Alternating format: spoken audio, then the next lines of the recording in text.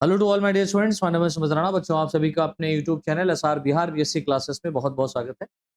आज का लेक्चर हमारा थर्ड बेटा, और इस लेक्चर थर्ड में हम लोग बिहार में जो 2024 के अंदर फर्स्ट सेमेस्टर और थर्ड सेमेस्टर के एग्जामिनेशन होने वाले हैं, तो थर्ड सेमेस्टर का जो जूलॉजी का एग्जामिनेशन होने वाला है उसके इंपॉर्टेंट क्वेश्चन आंसर को हम यहाँ पर करा रहे हैं।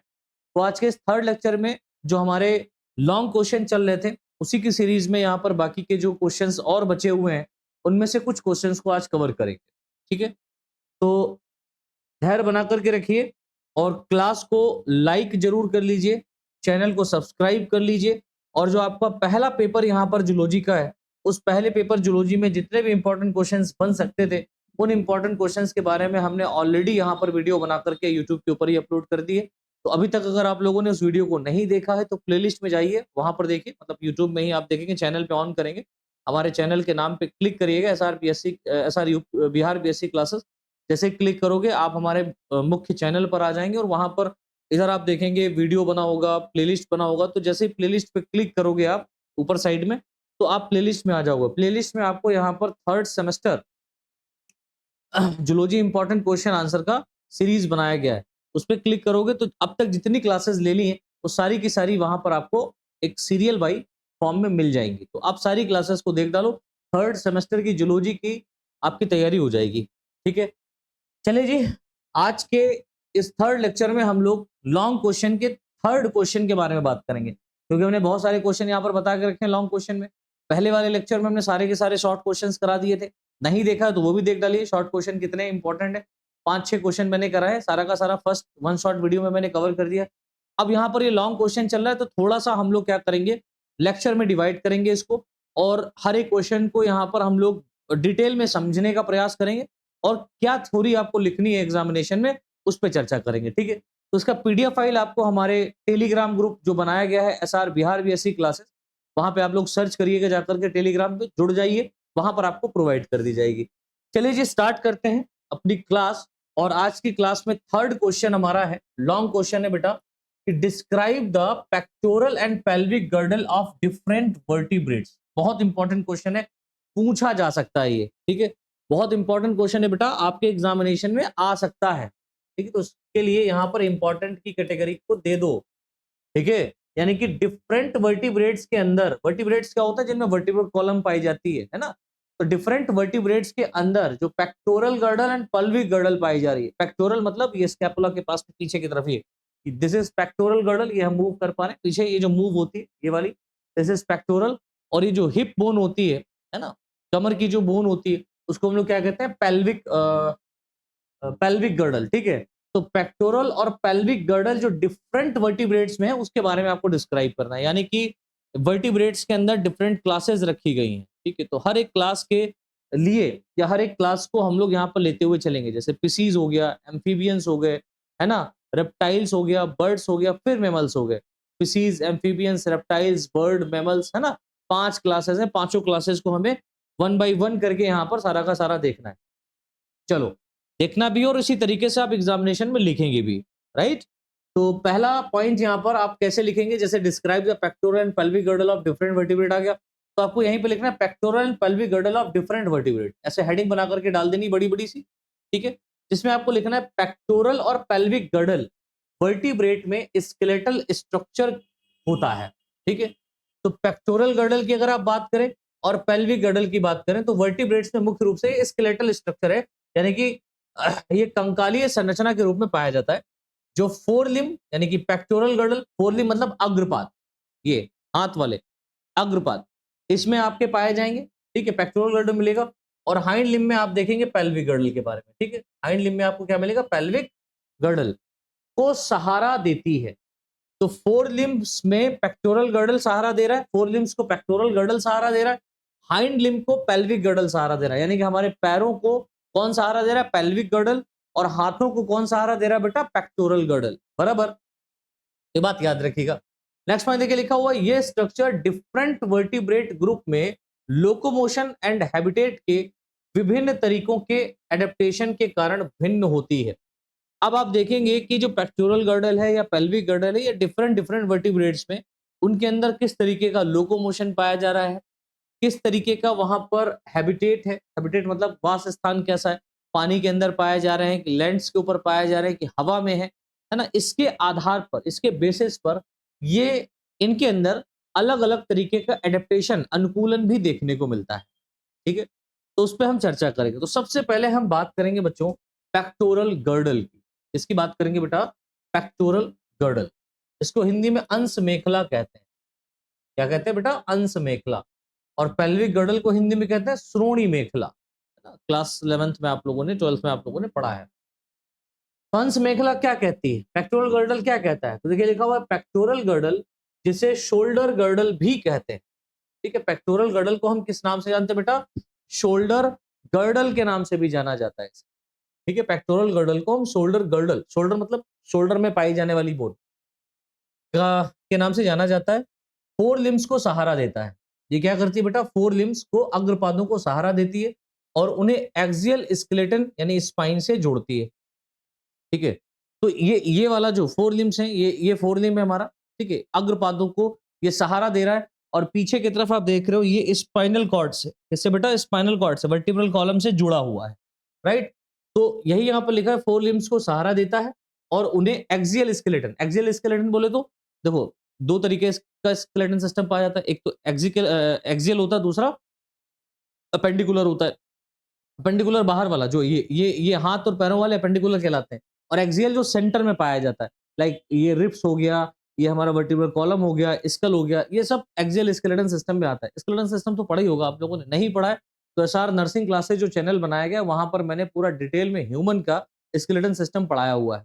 ठीक है, पॉसिबिलिटीज हुआ तो उसका मैं वीडियो का लिंक यहाँ पर पेस्ट कर दूंगा, तो आप लोग देख लीजिएगा जाकर के, उस वीडियो को अच्छे से समझ में आ जाएगा। खैर आगे बढ़ते हैं। तो सबसे पहले हम यहाँ पर जो पेक्टोरल गर्डल डिफरेंट क्लासेस में पाई जा रही है उनके बारे में डिस्कस करते हैं। सबसे पहले जो हमारी क्लास यहाँ पर रखी गई वर्टिब्रेट्स में वो कौन सी है? फिशीज। फिशीज में डेफिनेटली सारे के सारे किसको इंक्लूड किया गया? फिशेज को इंक्लूड किया गया। तो सबसे पहले हम यहाँ पर फिशेज के अंदर देखेंगे कि पेक्टोरल गर्डल कैसी पाई जा रही है। और फिशेज भी दो टाइप की होती है, एक तो कार्टिलेजिनस होता है, दूसरा बोनी फिशेज होता है। तो हम कार्टिलेजिनस फिशेज की अगर बात करेंगे तो इनके अंदर पेक्टोरल गर्डल कैसी पाई जाती है? तो देखिए लिखा हुआ है, कार्टिलेजिनस फिशेज में पेक्टोरल गर्डल कार्टिलेज से बनी होती है। किससे बनी होती है बेटा? कार्टिलेज से बनी होती है और अपेक्षाकृत सिंपल होती है, बहुत ही सिंपल टाइप की पाई जाती है, जिसमें कोरेक्वाइड्स और स्कैपुलर एलिमेंट्स इंक्लूड होते हैं। ये कोरेक्वाइड और स्कैपुलर एलिमेंट्स यहां पर पाए जा रहे हैं। आगे देखिए लिखा हुआ है, यह फिन यानी पंख को जोड़ने के लिए, अब जाहिर सी बात है फिशेज में तैरने के लिए फिन पाई जा रही है, पाई जा रही कि नहीं पाई जा रही? तो इन फिन्स को जोड़ने के लिए एक आधार प्रदान करता है, एक बेस प्रदान करता है, लेकिन सीधे वर्टिब्रल कॉलम से जुड़ा नहीं होता है ना। जिस तरीके से हायर क्लासेस में आप देखेंगे इसको, पेक्टोरल गर्डल को, तो वहां पर ये डायरेक्ट जो है ना किससे जुड़ा होता है बेटा? वर्टिब्रल कॉलम से जुड़ा है। यहां पर ये वर्टिब्रल कॉलम से जुड़ा नहीं होता। अब हम थोड़ा सा इसके डायग्राम के बारे में भी देख लेते हैं भाई, कैसा डायग्राम पाया जा रहा है फिशेस के अंदर। तो यहाँ पर ये जो डायग्राम आप देख रहे हैं, ये वाला जो डायग्राम है एक्चुअल में फिन का फॉर्मेशन कर रहा है।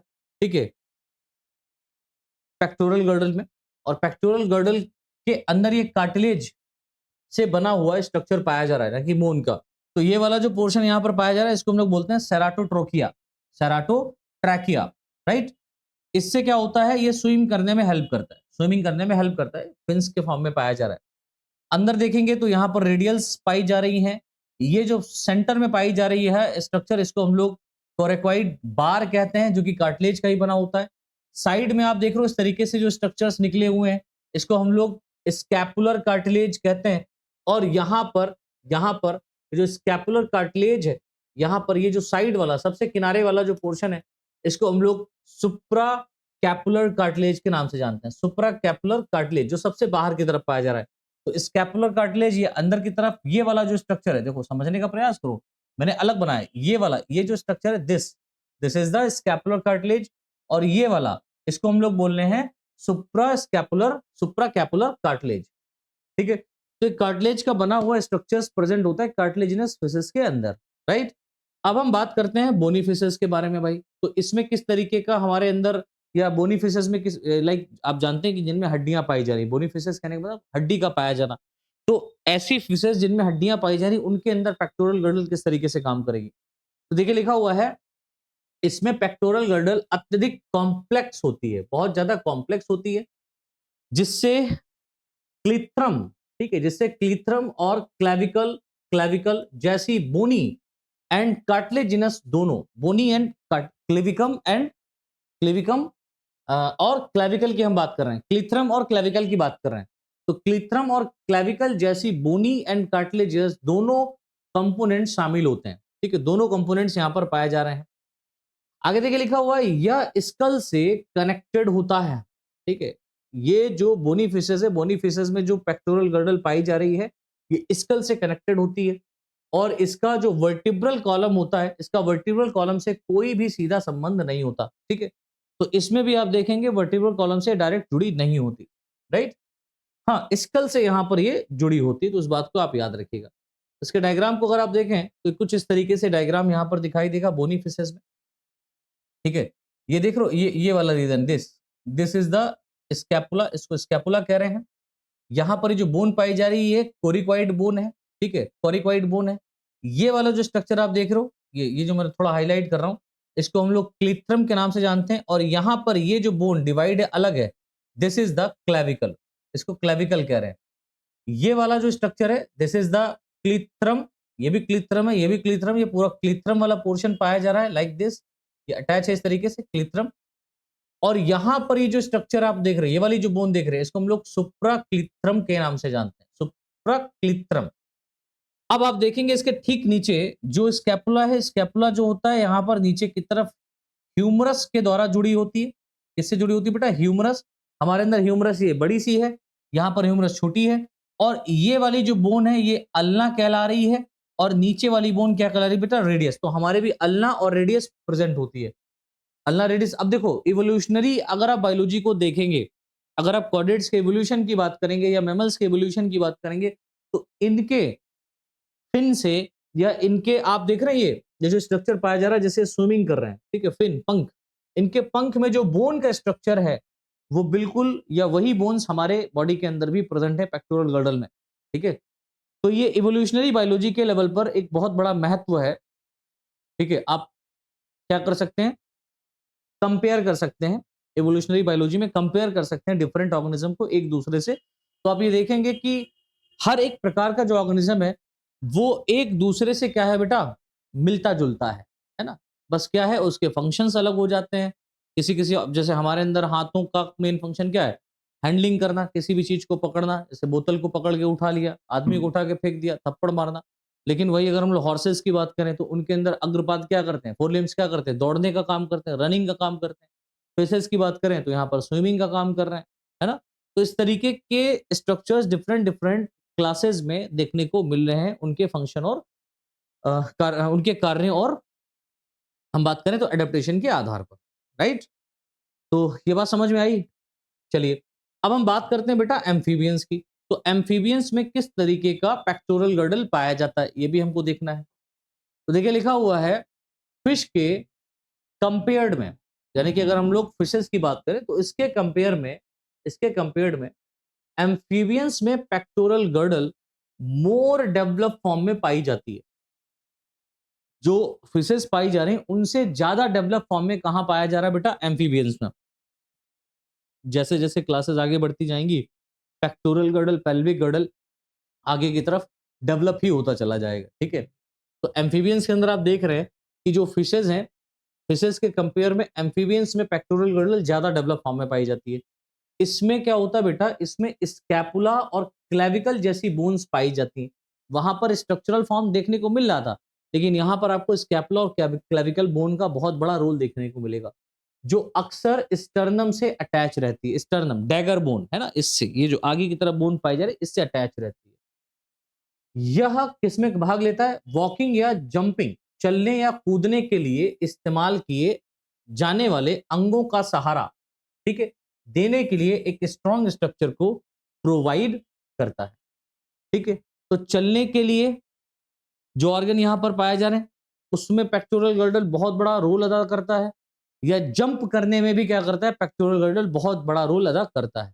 तो इस फॉर्म में एम्फीबियंस में आप देखेंगे pectoral girdle more developed and more functional form में देखने को मिल रहा है। अगर आप इसके स्ट्रक्चर की बात करें तो ये कुछ इस तरीके से आप देख रहे हैं, एम्फीबियंस में स्ट्रक्चर पाया जा रहा है किसका, पेल्विक गर्डल का। तो यहाँ पर पेल्विक गर्डल में आप देख रहे हैं ये तो स्टर्नम है बेटा, जिसको हम लोग डैगर बोन के नाम से भी जानते हैं, ठीक है, डैगर बोन के नाम से जानते हैं। इस डैगर बोन से यहाँ पर देखो कोरेक्वाइड फॉर्म में आकर के ये बोन जुड़ी हुई है, लाइक दिस। कोरेक्वाइड फॉर्म में आकर के ये बोन क्या बेटा, जुड़ी हुई है, ठीक है। और ये बोन आगे की तरफ इस तरीके से आप देख रहे हो, ये आगे की तरफ ये क्लेविकल बोन में आ गई, ये येलो कलर का देख रहे हो ये structure, this is the clavicle bone, this is the clavicle bone. और क्लेविकल बोन से इस तरीके से स्कैपुला जुड़ा रहता है। ये क्या बेटा, स्कैपुला, ये क्या है, स्कैपुला। और स्कैपुला, स्कैपुला में आप देखेंगे आगे की तरफ ये इस तरीके से एक और बोन अटैच रहती है, दैट इज द क्लिथ्रम, राइट। ये यहां पर ह्यूमरस पाया जा रहा है, ये रेडियस यहां पर पाई जा रही है, रेडियस अल्ना दोनों आपको यहां पर मिलेगा। और ये फेलेंजेस पाया जा रहा है, ठीक है, फेलेंजेस 1 2 3 4, 1 2 3 4 है ना, 4 फेलेंजेस पाए जा रहे हैं। मतलब फेलेंजियल बोन्स पाई जा रही हैं जो कि चलने में, हैंडलिंग करने में या पकड़ने में सहायता करती हैं, जंप करने में सहायता करती हैं, स्विमिंग करने में सहायता करती हैं एम्फीबियंस के अंदर। एम्फीबियंस मेनली हम किसकी बात कर रहे हैं बेटा, फ्रॉग की बात कर रहे हैं। तो ये एक मेंढक का स्ट्रक्चर बना हुआ है, मेंढक के पेक्टोरल गर्डल का स्ट्रक्चर बना हुआ है, राइट। चलो अब इसी तरीके से हम बात कर लेते हैं रेप्टिलियंस की भी, है ना। तो क्लास रेप्टाइल्स की अगर हम बात करें तो क्लास रेप्टाइल्स में देखो कुछ खास चीजें हैं। इनमें पेक्टोरल गर्डल कैसी पाई जा रही है, तो देखिए लिखा हुआ रेप्टाइल्स में पेक्टोरल गर्डल मोर स्ट्रांग होती है। तो एम्फीबियंस में मोर डेवलप होती है, यहाँ पर मोर स्ट्रांग होती है, लेकिन वहां पर स्ट्रांग बहुत कम होती है। आप पकड़ के अगर देखेंगे तो बहुत बहुत लचीली हड्डियां होती हैं, आप तोड़ सकते हैं इजिली, ठीक है। तो रेप्टाइल्स में पेक्टोरल गर्डल मोर स्ट्रांग होती है, इसमें स्कैपुला एंड कोरेक्वाइड बोन अच्छी तरह से डेवलप होते हैं और क्लेविकल अक्सर प्रेजेंट होती है, ठीक है। तो उसमें स्कैपुला और कोरेक्वाइड जो बोन है ये बहुत बहुत ज्यादा डेवलप फॉर्म में पाई जा रही है। और जो क्लेविकल है वो अक्सर पाई जा रही है, क्लेविकल अक्सर, यानी कि अक्सर कहने का मतलब ये होगा कि यहाँ पर हो सकता है कि कुछ ऐसे सदस्य जहाँ पर आपको देखने को नहीं मिलेगा। जैसे कि हम स्नेक की बात करें तो सांपों के अंदर क्लेविकल बोन देखने को नहीं मिल रही है, क्योंकि वहां पर आप देख रहे हैं पेक्टोरल गर्डल ही एक तरीके से एब्सेंट हो रही है धीरे धीरे उनके अंदर, लेकिन कभी उनके अंदर पेक्टोरल गर्डल पाई जाती थी। आज वो रिगलिंग करने वाले रेप्टाइल्स हैं, तो रिगलिंग करने वाले रेप्टाइल्स में आपको ये देखने को नहीं मिल रहा है, तो अक्सर आपको देखने को मिलता है जो रेप्टाइल्स के अन्य सदस्य हैं। कई रेप्टाइल्स में गर्डल स्टर्नम से अटैच होती है, जो गर्डल होती है वो स्टर्नम से अटैच होती है, जो लैंड पर लोकोमोशन के लिए एडेप्टेशन सॉरी एडिशनल सपोर्ट प्रदान करती है, ठीक है। तो कई रेप्टाइल्स में गर्डल स्टर्नम से अटैच होती है, जो लैंड पर लोकोमोशन के लिए एडिशनल सपोर्ट प्रदान करती है। तो ये पॉइंट भी आप याद रखिएगा कि बहुत सारे ऐसे रेप्टाइल्स हैं जिनके अंदर जो गर्डल होती है वो स्टर्नम से डायरेक्ट जुड़ी होती है, और स्टर्नम से जुड़े होने के कारण ये एडिशनल सपोर्ट प्रोवाइड कर रहे हैं किसको, इन ऑर्गेनिजम्स को लैंड के ऊपर चलने के लिए, ठीक है। ये बात आप याद रखिएगा। तो ये जो स्ट्रक्चर यहाँ पर आप देख रहे हो that is called pectoral girdle, और ये कहाँ पाई जा रही है बेटा, रेप्टाइल्स में पाया जा रहा है। तो यहाँ पर आप देख रहे हो नीचे की तरफ this is the clavicle bone, है ना, ये कौन सी बोन है बेटा, क्लेविकल। और ये वाली जो बोन यहाँ पर देख रहे हो, ये डिटेल में जो पूरा मैं ले रहा हूँ, ये दिस बोन इज क्लिथ्रम बोन, काफी डेवलप यहां पर देखने को मिल रहा है।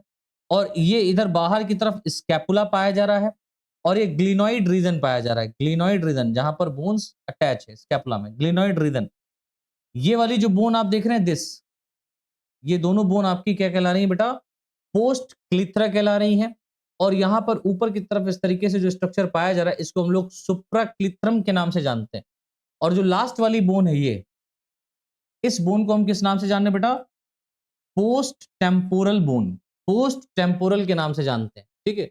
ये वाली जो बोन है ये किस नाम से जानी जा रही है बेटा, पोस्ट टेम्पोरल बोन के नाम से जानी जा रही है। तो ये स्ट्रक्चर आप यहां पर देख रहे होंगे किसका है, रेप्टाइल्स का है, रेप्टाइल्स के पेक्टोरल गर्डल का है। अब हम बर्ड्स के बारे में थोड़ा सा देख लेते हैं बेटा। तो बर्ड्स में देखिए खास बात लिखा हुआ है कि बर्ड्स में एक हाईली स्पेशलाइज पेक्टोरल गर्डल पाई जाती है। मैंने क्या बताया, हाईली स्पेशलाइज पेक्टोरल गर्डल। क्यों, क्योंकि यहाँ पर बर्ड्स उड़ने का काम करते हैं, फ्लाइट का काम करते हैं, फ्लाइंग का काम करते हैं, ठीक है। तो फ्लाइट के समय, उड़ान भरने के समय या उड़ान भरने के लिए यहाँ पर एडेप्टेटिव बोन्स पाई जा रही है ना, अनुकूलित बोन पाई जा रही हैं। इनमें स्कैपुला, कोरेक्वाइड और फर्क्यूला, ठीक है। देखो 3 बोन्स यहाँ पर मेन है, स्कैपुला, कोरेक्वाइड और फर्क्यूला। फर्क्यूला को हम लोग विश बोन के नाम से भी जानते हैं। इंक्लूड होती हैं जो फ्लाइट की मसल्स के अटैचमेंट के लिए एडेप्टेड होती हैं। जो फ्लाइट मसल्स पाई जा रही हैं, अब जाहिर सी बात है यहाँ पर उड़ान भरने के लिए कुछ मसल्स भी तो पाई जा रही हैं। इन मसल्स का नाम क्या होता है? Flight muscles. ये फ्लाइट मसल्स क्या होती हैं बेटा?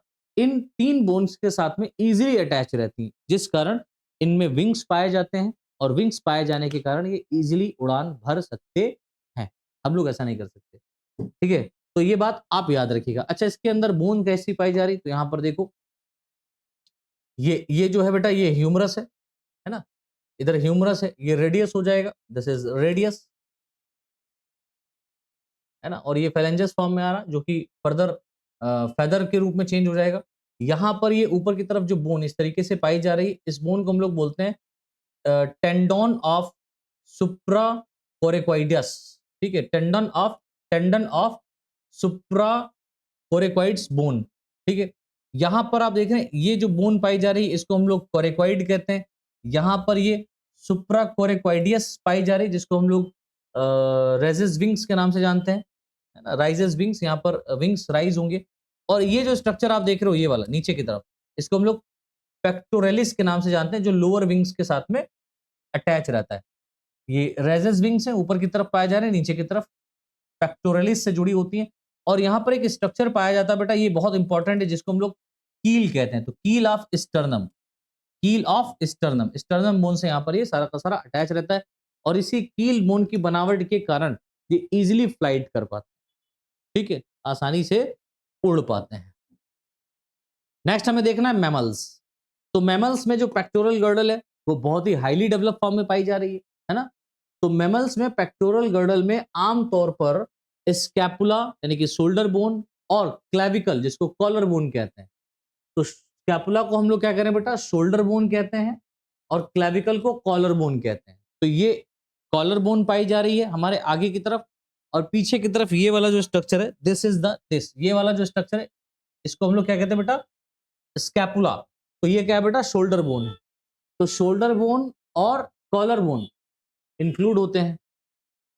कुछ सदस्यों में, जैसे कि हम बात करते हैं ह्यूमन में, क्लेविकल अच्छी तरह से डेवलप होती है। हमारे अंदर बहुत बढ़िया तरीके से क्लेविकल बोन डेवलप है, जिससे 4 लिम्स में मूवमेंट करने में सहायता मिलती है।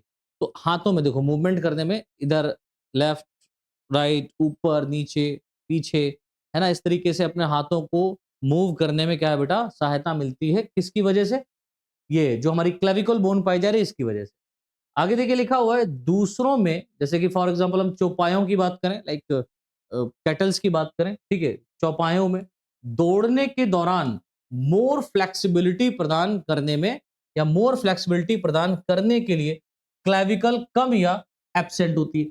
जैसे कि जो ऑर्गेनिज्म रनिंग करने में सहायक होते हैं, जैसे कि हम लायन की बात करें, टाइगर की बात करें, ठीक है, इनमें दौड़ने की क्षमता ज्यादा पाई जा रही है। तो इन चौपायों के अंदर दौड़ने के चक्कर में या दौड़ने के लिए या शिकार से बचने के लिए, शिकार करने के लिए, ठीक है, इनके अंदर जो क्लेविकल बोन है बेटा, ये एब्सेंट हो सकती है, कम डेवलप हो सकती है, दोनों है, एब्सेंट भी हो सकती है और कम डेवलप भी हो सकती है। लेकिन ह्यूमन एक ऐसा ऑर्गेनिज्म है जिसके अंदर डिटेल में और डेवलप फॉर्म में चीजें पाई जा रही है, ठीक है, याद रखोगे? ये बात याद रखोगे बच्चों? इतना क्लियर हुआ कि नहीं? चलो अब इसके स्ट्रक्चर को देख लेते हैं। तो यहां पर आप देखिए, ये जो स्ट्रक्चर है ये क्लेविकल बोन आगे की तरफ पाई जा रही है, क्लेविकल बोन पीछे की तरफ आकर के किससे जुड़ रही है बेटा? स्कैपुला से जुड़ रही है। यहां पर ये कोरेक्वाइड प्रोसेसेस पाए जा रहे हैं, कोरेक्वाइड प्रोसेसेस, जहां पर इस तरीके की एक्रोमियन एक्रोमियन बोन आकर के जुड़ेगी इस तरीके से, लाइक। और ये वाला जो स्ट्रक्चर है ये ग्लिनोइड कैविटी के रूप में पाया जा रहा है, जिसमें ह्यूमरस बोन क्या होती है? अटैच रहती है। और इस ह्यूमरस बोन से रेडियस और अल्ना नीचे की तरफ अटैच रहता है, रेडियस और अल्ना नीचे की तरफ पाई जाती है। तो ये जो स्ट्रक्चर आप देख रहे हैं बच्चा, ये स्ट्रक्चर किसका है? जी हाँ, बिल्कुल सही, ये स्ट्रक्चर मैमल्स में ह्यूमन बींग्स का है, ठीक है, ह्यूमन बींग्स का है। तो ये बात याद रखिएगा। चलिए, अब हम पेल्विक गर्डल की बात कर लेते हैं भाई। तो हमारा जो पेक्टोरल गर्डल है वो कंप्लीट हुआ, अंश मेखला कंप्लीट हो गई, हर क्लास में देख ली। अब हम पेल्विक गर्डल के बारे में देख लेते हैं भैया। श्रोणि मेखला डिफरेंट क्लासेस में कैसी पाई जाती है। तो पेल्विक गर्डल क्या है, देखिए लिखा हुआ है, यह बोन मुख्यतः हाइंड लिम्स को सहारा देती है और वर्टिब्रल कॉलम से जुड़ती है। ये बोन हाइंड लिम्स को, मतलब लोअर वाले लिम्स को, है ना, लोअर लिम्स को ये सहारा दे रही है और हमारे वर्टिब्रल कॉलम से जुड़ी रहती है। हम फिशेस की बात करते हैं पहले नंबर। तो देखिए लिखा हुआ है, मछलियों में पेल्विक गर्डल आमतौर पर सिंपल टाइप की होती हैं, ठीक है, और वर्टिब्रल कॉलम से अटैच नहीं होती। तो मछलियों में ये वर्टिब्रल कॉलम से अटैच नहीं होती। ये पेयर्ड पेल्विक फिन्स के लिए एक सपोर्टर के रूप में कार्य करते हैं। दो पेयर्ड पेल्विक फिन्स पाए जा रहे हैं। तो पेयर्ड पेल्विक फिन्स जो स्विमिंग करने में सहायता करते हैं फिशेस के अंदर, वो इसके ही द्वारा क्या होता है, डेवलप होते हैं। तो पेयर्ड पेल्विक फिन्स यानी कि पीछे की तरफ इस तरीके से जो फिन्स यहां आप देखेंगे पेल्विक गर्डल में, इसके रीजन में, फिश में, तो उसमें ये सहायता, उसमें ये स्विमिंग करने में सहायता करती है। नेक्स्ट हम बात करते हैं एम्फीबियंस की। तो एम्फीबिया में देखो किस तरीके का पाया जा रहा है पेल्विक गर्डल। यहां पर देखिए लिखा हुआ है, एम्फीबियंस में मोर डेवलप पेल्विक गर्डल पाई जाती है, जिसमें 3 बोन्स होती हैं, जिन्हें इलियम, इस्चियम और प्यूबिस कहते हैं। ये ह्यूमन बींग्स में भी आप देखेंगे, इलियम, इस्चियम, प्यूबिस यहीं से डेवलप हो गया था। ये गर्डल वर्टिब्रल कॉलम से अटैच होती है, जो टेरेस्ट्रियल लोकोमोशन को प्रदान करती है। तो ये वर्टिब्रल कॉलम से बेटा अटैच रहती है और क्या करती है, टेरेस्ट्रियल लोकोमोशन में सहायता करती है। नेक्स्ट हमारा देखिए यहां पर लिखा हुआ रेप्टाइल्स। तो रेप्टाइल्स में किस तरीके की यहां पर पाई जा रही पेक्टोरल गर्डल, तो देखिए लिखा हुआ रेप्टाइल्स में पेल्विक गर्डल। तो रेप्टाइल्स में पेल्विक गर्डल मोर स्ट्रांग होती है, बहुत ज्यादा स्ट्रांग फॉर्म में पाई जाती है। सैक्रल रीजन में वर्टिब्रल कॉलम से जुड़ी होती है। तो यहां पर आप देखेंगे कि वर्टिब्रल कॉलम से ये जुड़ी है रेप्टाइल्स के अंदर पेल्विक गर्डल, ठीक है।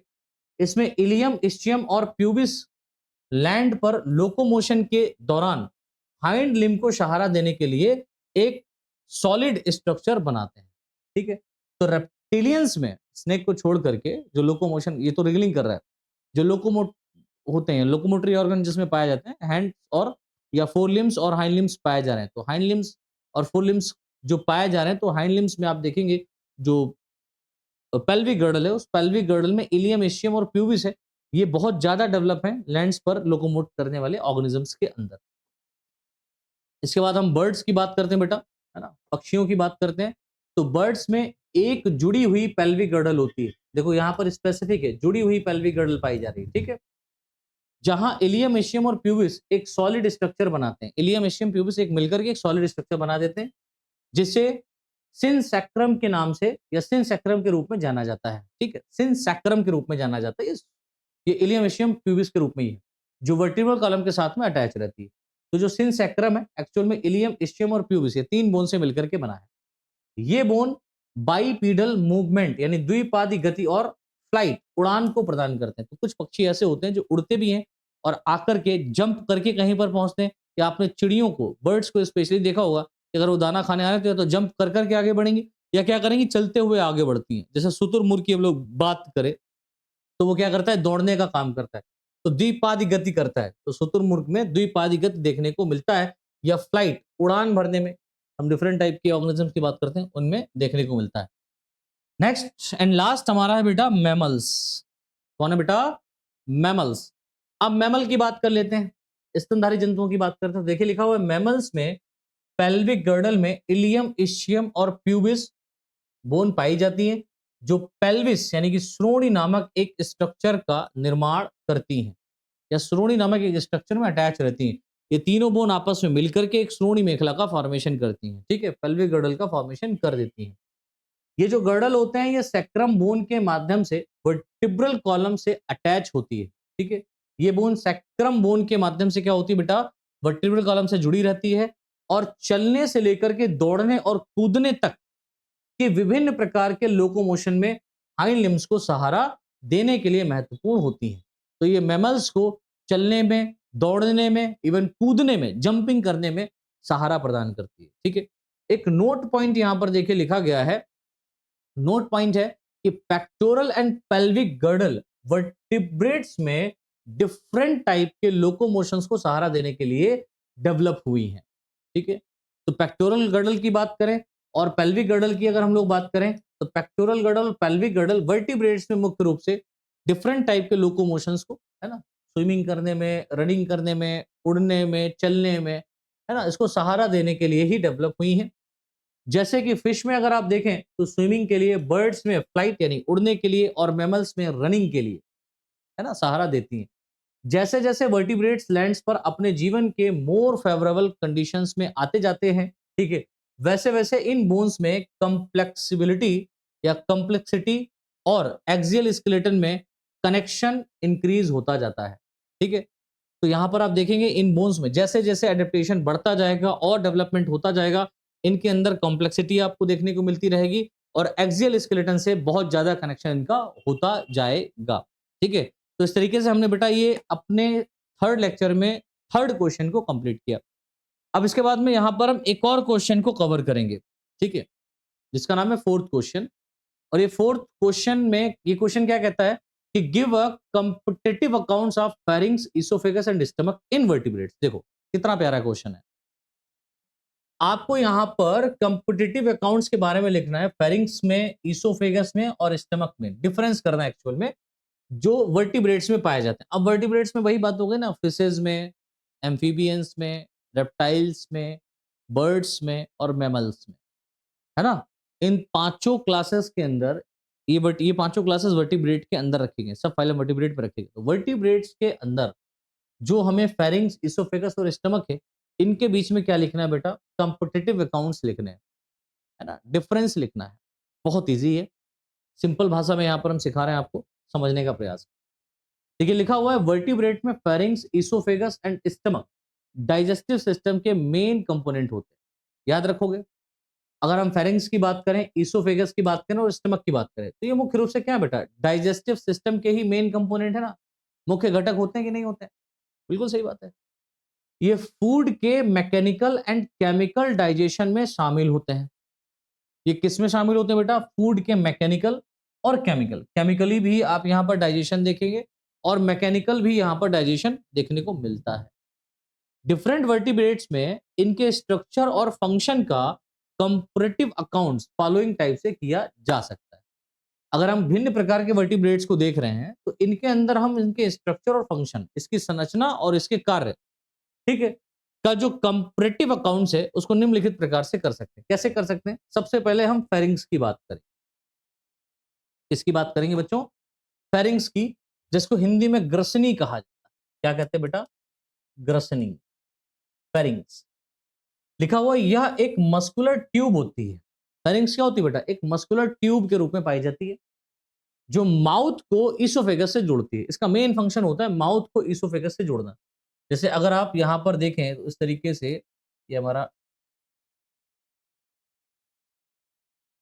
माउथ पाया जा रहा है। इस माउथ को पीछे की तरफ, इस माउथ को इसोफेगस से जोड़ना है। तो यहां पर इसोफेगस है, ये माउथ है, this is mouth, this is oesophagus. और इस बीच में माउथ और इसोफेगस के बीच वाला जो पोर्शन है, दिस इज द फेरिंग्स। तो फेरिंग्स क्या कर रहा है बेटा? माउथ और इसोफेगस को जोड़ने का काम कर रहा है, ठीक है। ये बात याद रखोगे, ये माउथ और इसोफेगस को जोड़ने का काम करता है, ठीक है। ये फूड पैसेज यानी कि जो भोजन का रास्ता है और रेस्पिरेशन में महत्वपूर्ण भूमिका निभाती है। यानी कि फूड पैसेज में आप देखेंगे कि ये भोजन को भी इसी रास्ते से नीचे की तरफ ले जाता है, इसोफेगस में। और इसोफेगस के पास में ट्रैकिया होता है ना, वहां पर नेजल चैम्बर से एयर को पहुंचाने का काम किया जाता है। तो फेरिंग्स एक कॉमन पैसेज है जहां से फूड को और एयर को पास आउट किया जाता है। तो दोनों में ये बहुत बड़ा रोल अपना अदा करती है। अब हम फिशेस की बात करते हैं। सबसे पहले फिशेस की हम बात करेंगे, फेरिंग्स जो फिशेस में पाई जा रही है।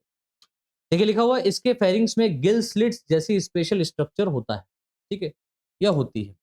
इसके फेरिंग्स में, अगर आप फेरिंग्स की बात करें तो इसके फेरिंग्स में गिल्स स्लिट्स, है ना, ग्रसनी दरारों, गिल स्लिट्स, ग्रसनी दरारों, है ना, ग्रसनी क्लोम दरारों, ठीक, गिल स्लिट्स जैसी स्पेशल स्ट्रक्चर्स पाई जाती है, जिनका उपयोग रेस्पिरेशन और फूड दोनों के लिए किया जाता है। भाई रेस्पिरेशन को भी यहीं से कराया जाएगा और फूड को भी आसानी से कैप्चर किया जा सकता है। कुछ स्पीसीज जैसे हम फिल्टर फीडर की बात करते हैं, फिशेज में भी फिल्टर फीडर हैं, ठीक है। पानी से फूड पार्टिकल्स को ट्रैप करने के लिए फेरेंजियल रीजन का उपयोग करती हैं, ठीक है। तो कुछ ऐसी भी स्पीसीज पाई जा रही हैं फिशेज में या एबीज में, सॉरी स्पीसीज में, क्लास स्पीसीज में या मछलियों में, जहां पर वो फिल्टर फीडर को शो कर रही हैं। फिल्टर फीडर में क्या होगा कि जो फूड ये ऑब्टेन करेंगे, ये पानी के अंदर जो छोटे छोटे माइक्रो ऑर्गेनिज्म या छोटे छोटे पार्टिकल्स हैं, उनको ये क्या करते हैं, एब्जॉर्ब करते हैं या उनको ये पीने का काम करते हैं और फेरिंग से बाहर निकालने का काम करते हैं। तो फेरिंग से इनको ट्रैप कर लिया जाता है, राइट। तो फेरेंजियल रीजन में इन फूड पार्टिकल को ट्रैप कर लिया जाता है और जो वाटर मटेरियल होता है उसको बाहर निकाल दिया जाता है, ठीक। ये एक अलग मैटर है, अलग तरीके से समझने वाला पोर्शन। सेकंड हमारा है एम्फीबियंस। तो फिशेज में हमने देख लिया, अब एम्फीबियंस में देखते हैं। तो देखिए लिखा हुआ है एम्फीबियंस में फेरिंग्स रेस्पिरेशन और सॉलोइंग में इन्वॉल्व होती है, ठीक है। रेस्पिरेशन और सॉलोइंग में इन्वॉल्व होती है। फ्रॉग जैसी स्पीसीज में फेरिंग्स आवाज निकालने और फेफड़ों में हवा भरने एवं फूड को ईसोफेगस में ले जाने में मदद करती है। अगर आप फ्रॉग जैसी स्पीसीज की बात करें तो आपने देखा होगा जो मेंढक होते हैं वो बरसात के समय में टर्र टर्र करके चिल्लाते हैं, है ना, आवाज निकालते हैं। तो वो आवाज इस फेरिंग्स के कारण ही निकाल पाते हैं, ठीक है। और फेफड़ों में, लंग्स में हवा भरने में और फूड को ईसोफेगस में ले जाने में सहायता करते हैं। अब हम बात करते हैं रेप्टाइल्स की। एम्फीबियंस के बाद में रेप्टाइल्स आते हैं, डेवलप मतलब इवोल्यूशनरी प्रोसेस पे देख रहे हैं। तो रेप्टाइल्स में जो फेरिंग्स होते हैं वो रेस्पिरेशन और डाइजेस्टिव सिस्टम में मोर डिस्टिंक्टली फॉर्म में अलग अलग रहती हैं, ठीक है। मोर डिस्टिंक्टली फॉर्म से अलग करती हैं, है ना। तो ये फेरिंग्स जो होता है ये रेस्पिरेशन को कराने के लिए अलग और फूड को इसोफेगस में या स्टमक में पहुंचाने के लिए अलग काम करता है। ये माउथ और इसोफेगस के बीच एक ट्रांजिशनल जोन, देखिए बेटा क्या लिखा है, क्या लिखा है रेप्टाइल्स में, ये माउथ और इसोफेगस की अगर आप बात करो, ठीक है, तो उनके बीच एक ट्रांजिशनल जोन है जो फूड के इंजेशन के दौरान सॉलोइंग और कभी कभी रेस्पिरेशन में सहायता करता है। तो फूड के इंजेशन के, जब फूड का इंजेशन होता है तो उसको सॉलो करने में सहायता करती है, उसके साथ साथ ये रेस्पिरेशन करने में भी सहायता करती है, ठीक, रेप्टाइल्स में। आगे देखिए लिखा हुआ है बर्ड्स। बर्ड्स फिर उसके बाद में मैमल्स। तो बर्ड्स देखिए, पक्षियों में हाईली स्पेशलाइज्ड फेरिंग्स होती है ना, पक्षियों में हाईली स्पेशलाइज्ड फेरिंग्स पाई जाती है। इसके फेरेंजियल जोन में ग्लॉटिस लाइक ट्रैकिया की ओर जाने वाला, ठीक है, ट्रैकिया की ओर जाने वाला जो पोर्शन होता है उसको ग्लॉटिस कहते हैं। तो इसके फेरेंजियल जोन में ग्लॉटिस, ठीक है, और इसोफेगस की ओपनिंग इंक्लूड होती है। ग्लॉटिस और इसोफेगस की ओपनिंग क्या होती है बेटा, इंक्लूड होती है। बर्ड्स में टीथ नहीं होते हैं, है ना, ये थोड़ा सा विशेष पॉइंट है, इसको याद रखिएगा। पक्षियों में दांत नहीं पाए जाते, इसीलिए फूड को ईसोफेगस में ले जाने के लिए फेरिंग्स आवश्यक होती है। जो फूड है उसको ईसोफेगस में ले जाने के लिए फेरिंग्स बहुत बहुत रिक्वायर्ड यहाँ पर पाई जा रही है बर्ड्स के अंदर, ठीक है। आगे देखिए हम बात करते हैं मैमल्स की। तो मैमल्स में देखिए लिखा हुआ है मैमल्स में फेरिंग्स एक कॉम्प्लेक्स स्ट्रक्चर के रूप में पाया जाता है जो श्वसन और पाचन तंत्र दोनों में सहायता करती है। इसमें एपिग्लॉटिस जैसी संरचना पाई जाती है जो तय करती है कि सॉलोइंग के समय फूड रेस्पिरेटरी ट्रैक्ट में एंटर ना करे, ठीक है। तो जो भोजन है वो रेस्पिरेटरी ट्रैक्ट में एंटर ना करे, ये कौन तय करेगा, एपिग्लॉटिस। यानी कि आपको पता होना चाहिए कि ये ईसोफेगस है और ये ट्रैकिया पाया जा रहा है। ट्रैकिया के ऊपर एपिग्लॉटिस पाया जाता है। जब फूड यहां से नीचे की तरफ आता है तो एपिग्लॉटिस ये इस फूड पाइप को या ट्रैकियल पाइप को क्या करता है, विंड पाइप को बंद कर देता है और जो भोजन है वो हमारा आसानी से ईसोफेगस में आ जाता है, ठीक है। तो ये एपिग्लॉटिस तय करता है कि जो फूड पार्टिकल है वो रेस्पिरेटरी ट्रैक्ट में एंटर ना करे, ठीक है। और कुछ मैमल्स जैसे ह्यूमन की हम बात करते हैं तो इनमें या वोकलाइजेशन यानी कि स्वरोत्पादन में भूमिका निभाता है, जैसे कि हम अरिजीत सिंह की बात करते हैं। अरिजीत सिंह ने अपने आप को ही देख लो, आप भी गा सकते हो। अरिजीत सिंह वो हमारे दिमाग का फेर है कि वो अच्छा गाता है, अच्छा आप भी गाते हैं। लोगों को पसंद नहीं आता वो एक अलग बात है, ठीक है। अच्छा हम भी गाते हैं, आपको पसंद नहीं आएगा, लेकिन हमारी जो आवाज है वो तो निकल रही है ना। वोकलाइजेशन कहने का मतलब होता है बोलने में, है ना? साउंड क्रिएट करने में। आप चिल्ला भी सकते हैं, आप बोल करके किसी को बुला भी सकते हैं, आप डाँट के किसी को भगा भी सकते हैं। सारी चीज़ें हम अपने इसी फेरिंग्स के द्वारा ही करते हैं, ठीक है? तो कुछ मैमल्स जैसे ह्यूमन में यह वोकलाइजेशन यानी कि स्वरोत्पादन में भूमिका निभाता है। जैसे ह्यूमन की हम बात कर रहे हैं और ह्यूमन में अलका याग्निक जी हो गई, श्रेया घोषाल हो गई, है ना? और ये अपने अरिजीत सिंह हो गए, बहुत सारे और भी। तो ये सब गाना गाने के रूप में काम करते हैं इसका। चलो, ये तो बात हो गई हमारी फेरिंग्स की। अब हम बात करते हैं second portion and second portion is known as oesophagus. Second कौन सा हमारा बेटा? ईसोफेगस। ग्रास नाल इसको हिंदी में कहते हैं। उसको ग्रसनी कहते हैं, इसको ग्रास नाल कहते हैं, है ना? ग्रास नाल। इसे बेटा फूड पाइप के नाम से भी जाना जाता है। फूड पाइप, है ना? Food pipe. देखिए लिखा हुआ है, यह एक मस्कुलर ट्यूब के रूप में पाई जाती है जो फेरिंग्स को स्टमक से अटैच करती है। जो फेरिंग्स को स्टमक से अटैच करती है। यहाँ पर एक पाइपलाइन स्ट्रक्चर पाया जा रहा है। इसको एक क्या करती है बेटा? अटैच करती है स्टमक से। इसका मुख्य कार्य पेरिस्टालसिस यानी कि क्रमांकुचन में या क्रमांकुचन के माध्यम से फूड का ट्रांसपोर्ट करना होता है, ठीक है? अब हम सबसे पहले यहाँ पर फिश की बात करते हैं। हर किसी को लिख के नहीं, बल्कि आप इस तरीके से भी लिख सकते हैं। ये दोनों फॉर्म देखिए मैंने बता दिया। आप फिश डाल के लिखो, एम्फीबियंस, इस तरीके से भी लिख सकते हो। नहीं तो आप डायरेक्ट पॉइंट वाइज पॉइंट लिख दो। देखो लिखा है, फिशेज में oesophagus small and simple type की होती है। यह मुख्यतः फूड को स्टमक तक पहुंचाने का काम करती है, जो आमतौर पर अच्छी तरह से डिफरेंशिएटेड नहीं होता, ठीक है? आमतौर पर अच्छी तरह से डिफरेंशिएटेड नहीं होता। कई जगह आप देखेंगे कि ईसोफेगस और स्टमक एक जैसा ही पाया जा रहा है ना? तो फिशेज में आपको अच्छी तरीके से डिफरेंशिएट फॉर्म में नहीं देखने को मिलेगा। एम्फीबियंस में एक सिंपल ईसोफेगस पाया जाता है, जो फूड को स्टमक तक पहुंचाने का काम करता है। फ्रॉग जैसी कुछ स्पीसीज में ईसोफेगस लार्ज प्रे यानी कि बड़े शिकार को समायोजित करने के लिए एक्सपेंड हो सकते हैं। तो एक बड़ा मान लो कोई एक फ्रॉग है, उसने एक बड़े से ऑर्गेनिज्म को खा लिया, अपने से दोगुने ऑर्गेनिज्म को या अपने से बड़े या अपने जैसे ही ऑर्गेनिज्म को उसने खा लिया, है ना? तो उसको डाइजेस्ट करने के लिए, उसको स्टमक तक पहुंचाने के लिए वो क्या करता है? समायोजित हो सकता है, मतलब एक्सपेंड कर सकता है। रेप्टाइल्स में इसोफेगस मोर इलोंगेटेड होती है, बहुत लंबी होती है रेप्टाइल्स में इसोफेगस, खासकर लंबी ग्रीवा वाली स्पीसीज में। जो लंबी गर्दन वाले रेप्टाइल्स पाए जा रहे हैं, उनके अंदर इसोफेगस ज्यादा लंबा हो सकता है, ठीक है? या मस्कुलर होती है और अपने शिकार को स्टमक तक ले जाने में कैपेबल होता है, ठीक है? तो यहां पर आप देखेंगे कि जो एम्फीबियंस नहीं कर पा रहे थे, वो रेप्टाइल्स करना शुरू कर दिए, ठीक है? तो रेप्टाइल्स के अंदर आप देख रहे हैं कि मोर डेवलप फॉर्म में इसोफेगस पाया जा रहा है, जो कि इजीली फॉर्म में क्या कर रहा है? अपने शिकार को स्टमक तक पहुंचाने का काम कर रहा है, कैपेबल है। भले ही शिकार को पूरा निगल निगल लिया जाए, जैसे कि सांपों में। आप सांपों के अंदर देखेंगे, स्नेक के अंदर देखेंगे, शिकार को पूरा निगल लेते हैं और भले ही वो पूरा शिकार को निगल ले, लेकिन स्टमक तक इसोफेगस पहुंचाने का काम करता है। नेक्स्ट, पक्षियों में एक स्पेशलाइज इसोफेगस होती है। अब देखो, पक्षियों की अगर हम बात करें तो स्पेशलाइज इसोफेगस है, क्योंकि पक्षियों में दांत पाए नहीं जाते, है ना? स्पेशलाइज इसोफेगस पाई जाती है।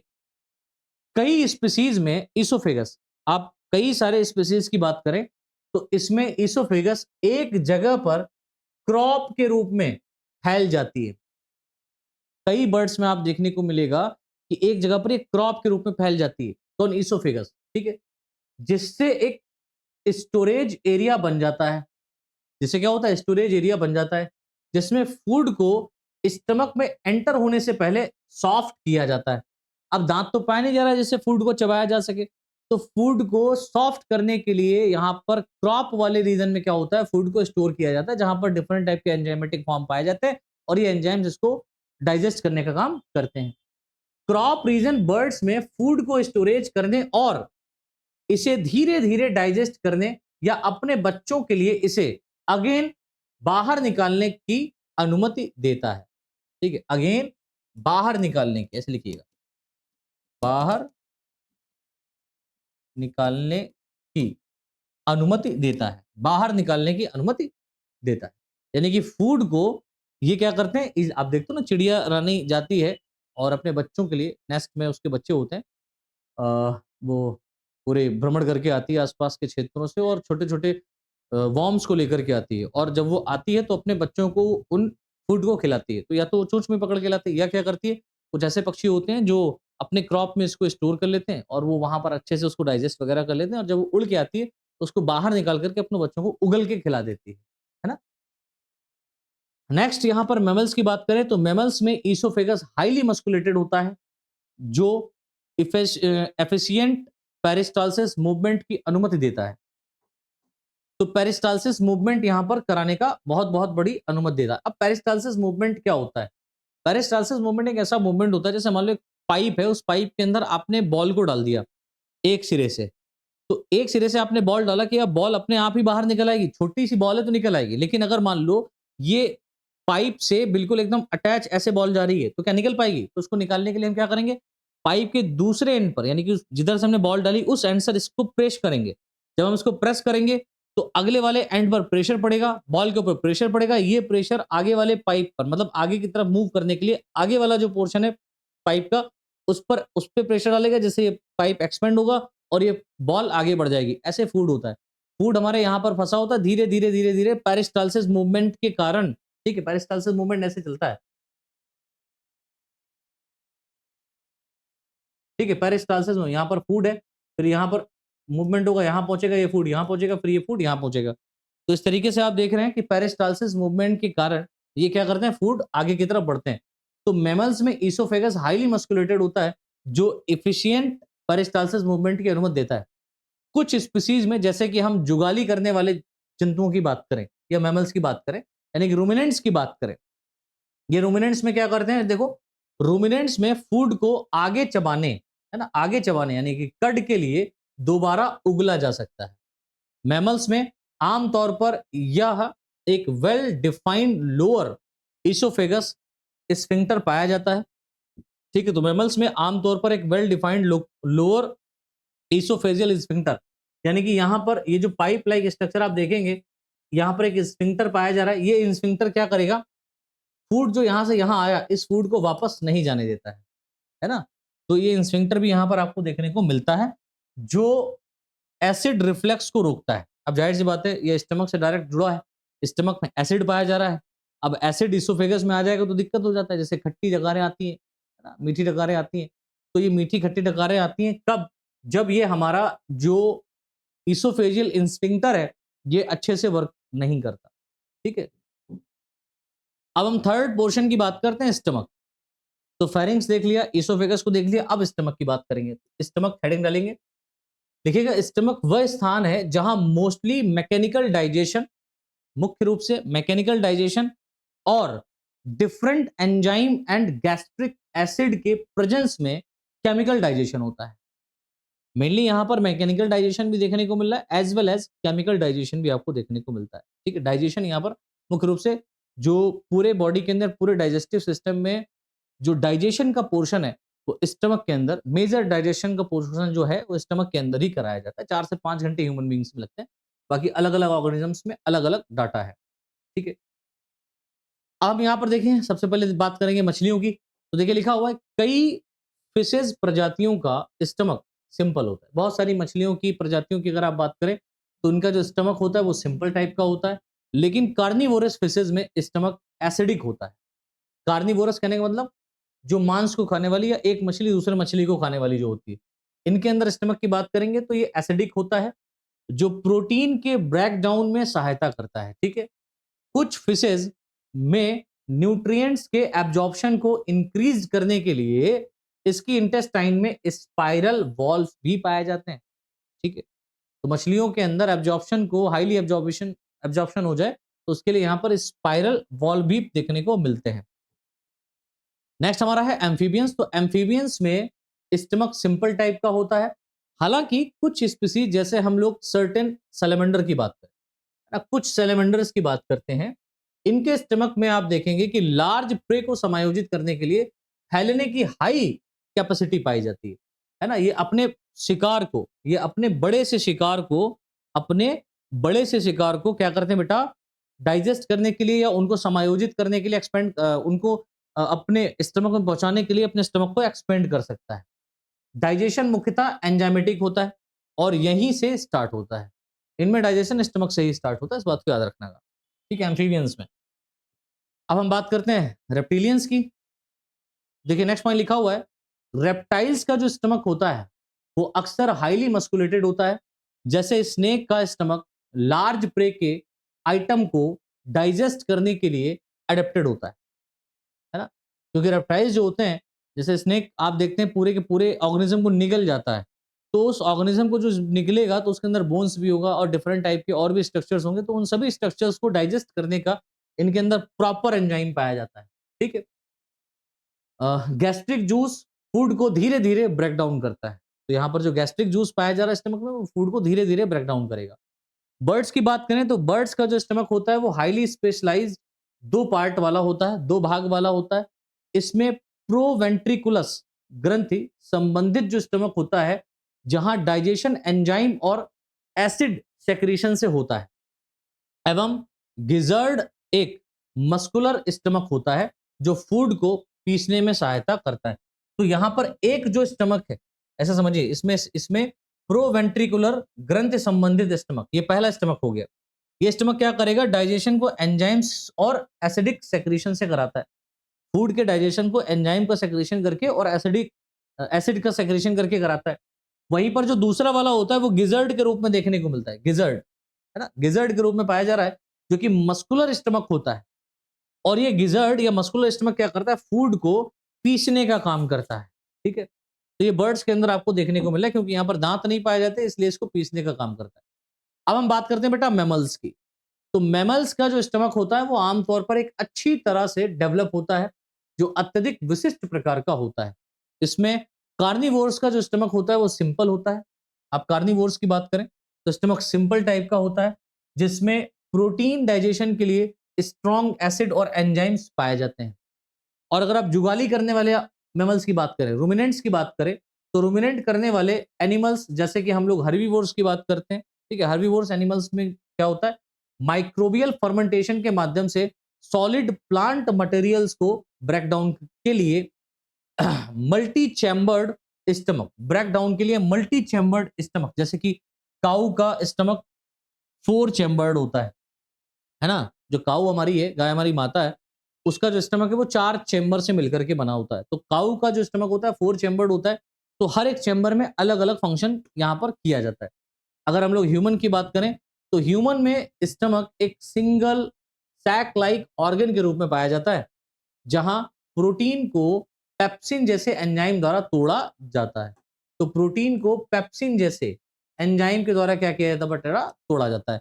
तो ह्यूमन की अगर आप डाइजेशन की बात करें, ह्यूमन की अगर आप फेरिंग्स की बात करें, तो फेरिंग्स में किसी भी टाइप का डाइजेशन नहीं होता।